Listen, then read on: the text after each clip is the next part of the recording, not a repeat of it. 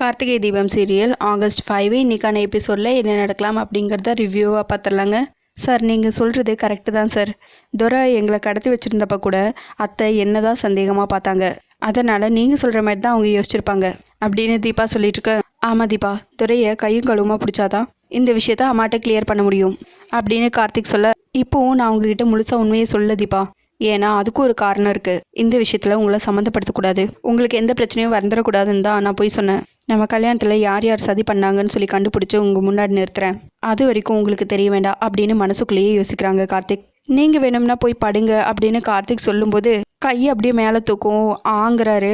என்ன ஆச்சு சார் அப்படின்னு தீபா கேட்க, இந்த பிரச்சனையில் ஏதோ அடிபட்டுருச்சு போல இருக்கு அப்படின்னு சொல்ல, நான் என்னன்னு பார்க்கட்டுமாங்கிறாங்க தீபா. இல்லைங்க வேண்டாம், அதுவா சரியாயிரும் அப்படின்னு சொல்ல, சார் வலி அதிகமாக இருந்தால் ஒத்தனம் கொடுத்தா சரியாயிடும் சார், நான் வேணும்னா ஒத்தனம் கொடுக்கட்டுமா அப்படின்னு கேட்க, இல்லைங்க உங்களுக்கு எதுக்கு சிரமம், அப்படியே எனக்கு பெயின் அதிகமாக இருந்துச்சுன்னா நான் டாக்டரை போய் பார்த்துக்கிறேன்.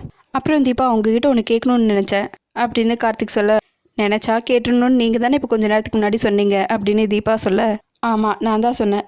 ஆமாம், நீங்களும் அம்மாவும் தனியாக இருக்கும்போது அவங்க உங்ககிட்ட பேசினாங்களா, ஏதாவது சொன்னாங்களா அப்படின்னு கார்த்திக் கேட்க, தீபா அப்படியே யோசிக்கிறாங்க. அப்போ அபிராமி அவங்கக்கிட்ட ஒரு சொட்டு தண்ணி கூட உங்ககிட்ட வாங்கி கொடுக்கக்கூடாது அப்படின்னு சொல்லியிருப்பாங்க. அதெல்லாம் ஞாபகத்துக்கு வருது. ஆனாலும் தீபா எதுவும் சொல்லலைன்னு சொல்லிடுறாங்க கார்த்திக் கிட்ட. எதுவுமே சொல்லலை சார், எங்கள் 2 பேத்துக்குமே எப்படா அங்கேருந்து தப்பிச்சு போவோன்னு இருந்துச்சு, எப்படியாவது தப்பிச்சு போயிடணும்னு ரொம்ப பதட்டமாக இருந்தோம் சார் அப்படின்னு தீபா சொல்லிட்டு இருக்க. பொதுவாக இந்த மாதிரி சுச்சுவேஷனில் யாராக இருந்தாலும் பயந்துருவாங்க, உங்களுக்கு பயமா இல்லையா அப்படின்னு கேட்க, எல்லாம் நம்பிக்கை தான் சார். என்ன தன்னம்பிக்கையா அப்படின்னு கேட்க, இல்லை சார் உங்கள் மேலே இருக்கிற நம்பிக்கை. என்ன சார் பார்க்குறீங்க அப்படின்னு கேட்க, இல்லை தன்னம்பிக்கையில் என் மேலே இருக்கிற நம்பிக்கைன்னு சொன்னீங்களே அப்படின்னு கார்த்திக் கேட்க, எப்படியும் நீங்கள் வந்து எங்களை காப்பாற்றிடுவீங்கன்னு நம்பினேன் அப்படின்னு தீபா சொல்லிட்டு இருக்க. எப்படி தீபா என் மேலே அவ்வளோ நம்பிக்கை அப்படின்னு கார்த்திக் கேட்டுருக்க. கல்யாணம் முடிஞ்சு நான் இந்த வீட்டு வாசலில் நிற்கும் போது எல்லாரும் என் மேலே சந்தேகப்பட்டாங்க. எனக்குன்னு யாருமே இல்லாமல் அழுகையோடையும் வேதனையோடையும் தன்னந்தனியாக நின்றுட்டு இருந்தேன். அதை இப்போ நினச்சாலும் அழுக வரும். அந்த நிலமையில தனியாக நின்று எனக்கு துணையாக வந்து நின்னது நீங்கள் தான் சார். எல்லா நம்பிக்கையும் இழந்து நின்று என் பக்கத்தில் வந்து நின்று நான் இருக்கேன்னு சொன்னவர் நீங்கள். அப்போ நீங்கள் எனக்கு கொடுத்த நம்பிக்கை இருக்கே, அது வாழ்நாள் முழுக்க என் கூடவே இருக்கும். இப்போவும் இருக்குது, எப்போவும் இருக்கும். அந்த நம்பிக்கை தான் சார் எப்போவும் இருந்துச்சு. நான் உயிரோடு இருக்கிற வரைக்கும் அந்த நம்பிக்கை குறையவே குறையாது சார் அப்படின்னு சொல்லிட்டு அங்கேருந்து தீபா போயிடறாங்க. இன்னொரு பக்கம் கார்த்திக் கதிரை பார்க்கறதுக்காக ஹாஸ்பிட்டல் வந்திருக்காங்க. கதிர் விஷயமா ஏதோ எங்கிட்ட தனியாக பேசணும்னு சொன்னீங்களே, என்ன விஷயம் அது அப்படின்னு டாக்டர் கார்த்திக் கிட்ட கேட்க, கதிரோட விஷயத்தில் நிறைய விஷயங்கள் குழப்பமாகவே இருக்குது. அவருக்கு ஆக்சிடென்ட் ஆன விஷயத்துலேருந்து என்ன நடந்துச்சு ஏது நடந்துச்சுன்னு ஒன்றுமே புரியல. அவரோட இந்த நிலைமைக்கு யார் காரணம்னு புரியல. இது வரைக்கும் நல்லவங்களா தெரிஞ்சவங்களா இப்போ தப்பானவங்களா தெரியுறாங்க. யாரை நம்புறது யாரை நம்பக்கூடாதுன்னு ஒன்றுமே புரியல. இனிமேல் கதிர் விஷயத்தில் எந்த தப்பும் நடந்துடக்கூடாதுன்னு நான் ஒரு முடிவு பண்ணியிருக்கேன் சார். அதுக்கு முதல்ல கதிரை இந்த நிலைமைக்கு ஆளாக்குனது யாருன்னு தெரிஞ்சுக்கணும் சார் அப்படின்னு டாக்டர் கிட்ட சொல்லிட்டு இருக்க. அதுக்கு என்ன சார் பண்ண போறீங்கன்னு டாக்டர் கேட்க, நீங்கள் எனக்கு கொஞ்சம் ஹெல்ப் பண்ணிங்கன்னா நான் அதை சீக்கிரம் கண்டுபிடிச்சிருவேன் அப்படின்னு சொல்ல, நான் இப்போ என்ன பண்ணணும் அப்படின்னு டாக்டர் கேட்க, நீங்கள் இப்போ வெளியே போய் நர்ஸை கூப்பிட்டு எல்லார் முன்னாடியும் கதிருக்கு கான்ஷியஸ் வந்துருச்சுன்னு கண்ணு முழிச்சிட்டான், இப்போ என்கிட்ட பேசினா நீங்கள் இப்போ கார்த்திக்கு ஃபோன் பண்ணி இந்த விஷயத்த சொல்லி அவரை உடனே இங்கே வர சொல்லுங்க அப்படின்னு சொன்னால் போதும் சார் அப்படின்னு கார்த்திக் சொல்ல, சார் எதுக்காக இப்படியெல்லாம் பண்ண சொல்கிறீங்கன்னு தெரிஞ்சுக்கலாமா அப்படின்னு டாக்டர் கேட்க, சார் இது மூலமாக என்ன தவிர வேறு யார் யாருக்கெல்லாம் கதிருக்கு கான்ஷியஸ் வந்துருச்சுன்னு தெரிஞ்சுக்க அப்படின்னு கார்த்திக் சொல்லவும், சார் உங்களுக்காக இல்லைனாலும் ஒரு பேஷண்ட் உயிரோட காப்பாற்றுறதுக்காகவாது நான் இந்த விஷயத்துக்கு ஒத்துக்கிறேன் அப்படின்னு டாக்டர் சொல்ல, கார்த்திக் தேங்க்யூங்கிறாங்க. ஓகே, இங்கே இருக்கிற ஒவ்வொரு பேஷண்ட்டோட உயிரும் எங்களுக்கு ரொம்ப முக்கியம், அதனால் நான் உங்களுக்கு ஹெல்ப் பண்ணுறேன். சரி, நீங்கள் யார் கண்ணிலையும் படாமல் இருங்க, நான் இப்போவே வெளியே போய் எல்லாருக்கும் கேட்குற மாதிரி நான் இந்த விஷயத்த சொல்கிறேன், என்ன நடக்குதுன்னு பார்ப்போம் ஓகே அப்படின்னு சொல்லிட்டு டாக்டர் வெளியே போகிறாங்க. வீட்டில் தீபா அப்படியே தலையை பிடிச்சிக்கிட்டே கீழே இறங்கி வராங்க. அதை பார்த்த மீனாட்சி, என்னாச்சு தீபா, உடம்பு எதுவும் சரியில்லையா அப்படின்னு சொல்லி கேட்க, என்னன்னு தெரியலக்கா, தலையெல்லாம் வலிக்குது, உடம்பெல்லாம் ஒரு மாதிரி வலிக்குது அப்படின்னு சொல்ல, மீனாட்சி உடனே தொட்டு பார்த்துட்டு, ஜுரம் அடிக்கிற மாதிரி இருக்குது, ஒரு மாத்திரையை போடு தீபா அப்படின்னு சொல்ல, வேணாங்க்கா எல்லாத்துக்கும் மாத்திரை போட்டு பழக்கக்கூடாது, கொஞ்ச நேரம் ரெஸ்ட் எடுத்து பார்ப்போம், சரியாகலைன்னா போட்டுப்போம் அப்படின்னு சொல்லிட்டு இருக்க. கரெக்டாக நட்சத்திரா வீட்டுக்கு வராங்க. அப்போது ஐஸ்வர்யா அபிராமிக்கு காஃபி கொடுத்துட்ருக்காங்க.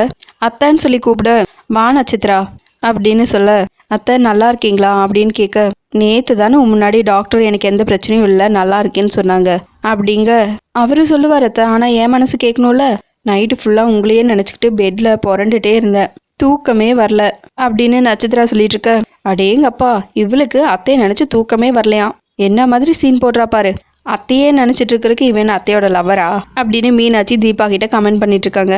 ஏன் நட்சத்திரா, நான் தான் நல்லபடியாக வீட்டுக்கு வந்துட்டேனே அப்புறம் என்ன அப்படின்னு கேட்க, இந்த வீட்டில் சமையலை பார்த்துக்க மீனாட்சி அக்கா இருக்காங்க, மற்ற நிர்வாகத்தை பார்க்க ஐஸ்வர்யா அக்கா இருக்காங்க. ஆனால் உங்களை பார்த்துக்க யார் இருக்கா? அது என் மனசில் உறுத்தலாகவே இருந்துச்சு. அதான் சட்டுன்னு கிளம்பி ஓடி வந்துட்டேன் அப்படின்னு சொல்லிட்டு இருக்க. என்ன பேச்சு பேசுகிறா பாத்தியா தீபா? என்னமோ நாங்கள் அத்தையை கண்டுக்காம விட்டுட்ட மாதிரியும் இவ தான் அத்தையை நினச்சி உருகிற மாதிரியும் பேசுகிறா பாரு. என்னம்மா வேஷம் போடுறா அப்படின்னு மீனாட்சி சொல்லிட்டு இருக்க. அக்கா அவளை பற்றி தான் நம்மளுக்கு தெரியுமே, அப்புறம் எதுக்கு டென்ஷன் ஆகுறீங்க? பர்ஃபார்மன்ஸ் பண்ணணும்னு முடிவோட கிளம்பி வந்திருக்கா, என்னதான் பண்ணுறான்னு பார்ப்போம் அப்படின்னு தீபா சொல்ல, என்கிட்ட நீ இவ்வளோ அக்கறையாக பிரியமாக இருக்கிறது எனக்கு ரொம்ப சந்தோஷமாக இருக்குமா அப்படின்னு அபிராமி சொல்ல, என் மனசு அப்படி அத்தை உங்ககிட்ட ஒன்று கேட்கணும். அந்த தீபாவையும் உங்களையும் ஒன்றா தானே அடைச்சி வச்சுருந்தாங்க அப்படின்னு சொல்ல, ஆமாம் கட்டி வச்சுருந்தாங்கங்கிறாங்க அபிராமி. அப்போ அவள் எதுவும் உங்களை டார்ச்சர் பண்ணாளா அப்படின்னு கேட்க, டார்ச்சலா என்ன சொல்கிறேன்னு கேட்க, அதாவது பேச்சுவார்த்தையில் நடவடிக்கையில் உங்களை ஏதாவது டார்ச்சர் பண்ணணுன்னு உங்களை மென்டல் டார்ச்சர் ஏதாவது செஞ்சாலாத்த அப்படின்னு நட்சத்திரா சொல்லிட்டு இருக்க. அதெல்லாம் ஒன்றும் இல்லை அப்படிங்கிறாங்க அபிராமி.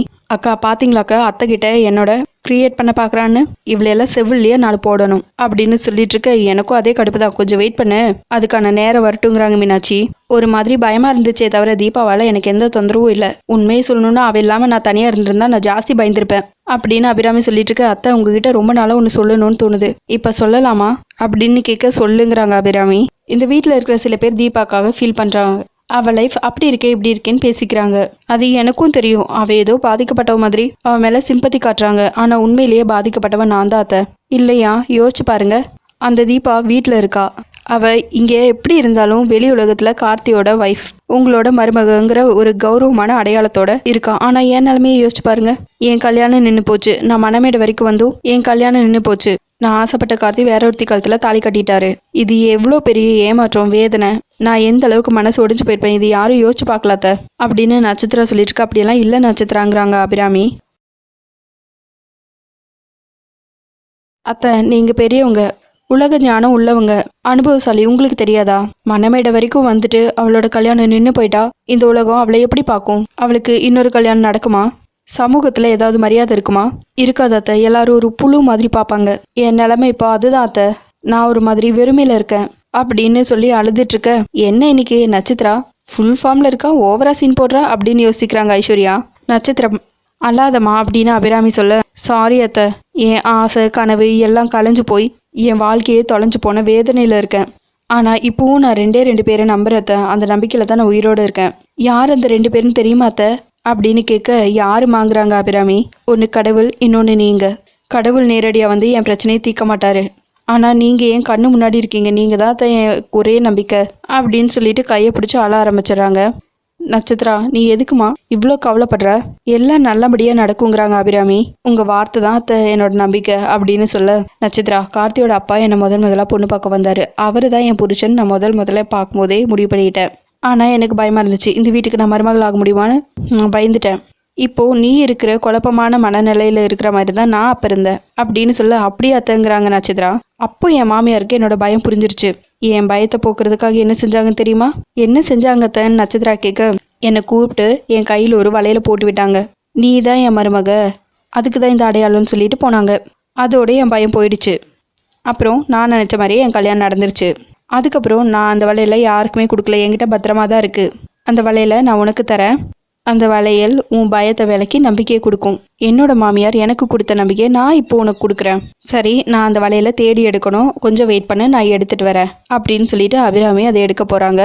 அடேங்கப்பா, என்ன இவ இன்னைக்கு இந்த நடிப்பு நடிச்சிட்டா, அத்தையை ஒரே அடியாக கவுத்துட்டாளே, இப்படியே போனால் இந்த வீட்டு மருமகளாக நிச்சயமாக ஆயிடுவா அப்படின்னு ஐஸ்வர்யா யோசிக்க, இன்னொரு பக்கம் கார்த்திக் போட்ட பிளான் மாதிரியே டாக்டர் வெளியே வந்து கதிருக்கு கான்சியஸ் வந்துருச்சு, கார்த்திக் கால் பண்ணி வர சொல்லுங்க அப்படின்னு சொல்லிட்டு இருக்கிறத முத்து கேட்டுறாரு. இது உடனே நட்சத்திரா மேடம் கிட்ட சொல்லணும் அப்படின்னு சொல்லிட்டு அவரு நட்சத்திரா கால் பண்ணுறதுக்காக போகிறாரு. ஆனால் நட்சத்திரா என்னடானா இங்கே தீபா கிட்ட வந்து சண்டை போட்டுட்ருக்காங்க. அத்தை எனக்கான அங்கீகாரத்தை எடுக்க போயிருக்காங்க. இந்த வீட்டுக்கு மருமகளாக இருக்கணும்னா ஒரு தகுதி தராதரம் வேணும், அது எனக்கு தான் இருக்கு. சும்மா ஒரு தாலியை கட்டிக்கிட்டு வந்துட்டா மட்டும் இந்த வீட்டோட மருமகள் ஆயிட முடியுமா அப்படின்னு நட்சத்திரா சொல்லிட்டு இருக்க. தகுதி தராதரம் பேசுறதெல்லாம் யார் பேசுறதுனே தெரியாம போயிடுச்சு. ஃப்ராட் பண்ணுறவங்க, ட்ராமா பண்ணுறவங்களுக்கெல்லாம் தகுதியை பற்றி பேசுகிறதுக்கு என்னடி தகுதி இருக்குது? உன் ட்ராமாவையெல்லாம் நான் பார்த்துட்டு தான் இருக்கேன், பார்க்கலாம் எத்தனை நாளைக்கு நீ இந்த ட்ராமா பண்ணுறேன்னு. சீக்கிரமே உன் ட்ராமா க்ளோஸ் ஆயிரும், அன்னைக்கு இருக்கடி உனக்கு ஆப்பு அப்படின்னு தீபா சொல்லிட்டு இருக்க. கரெக்டாக நட்சத்திராவுக்கு கால் வருது. முத்து நடந்த எல்லா விஷயத்தையும் நட்சத்திராட்ட சொல்லிடுறாங்க. சரி நான் உடனே வரேன் அப்படின்னு சொல்லிட்டு ஃபோனை கட் பண்ணிடுறாங்க நட்சத்திரா. உடனே நட்சத்திரா ஐஸ்வர்யா கிட்ட போய் நான் வெளியே போக வேண்டியது இருக்கு, க்ளோஸ் ஃப்ரெண்டுக்கு அடிபட்டுருச்சு, சொன்னா புரிஞ்சுக்கோங்க அப்படின்னு சொல்லிட்டு கிளம்பிடுறாங்க. இவ க்ளோஸ் ஃப்ரெண்டுக்கு அடிபட்டதுக்காகலாம் போற ஆள் கிடையாதே, இதுல வேற என்னமோ இருக்கு, இல்லைன்னா இந்த சான்ஸை கண்டிப்பா அவ மிஸ் பண்ண மாட்டாளே அப்படின்னு தீபாவும் மீனாட்சியும் பேசிக்கிறாங்க. நட்சத்திரா ரொம்ப ஸ்பீடாக ஹாஸ்பிட்டலுக்குள்ளே வராங்க.